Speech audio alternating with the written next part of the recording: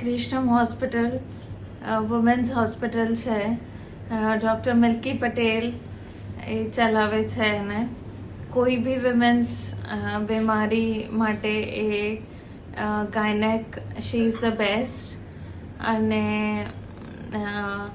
અમે અમારા ભાભીનું બેબી બોય અહીંયા ડિલિવર કરાવ્યું.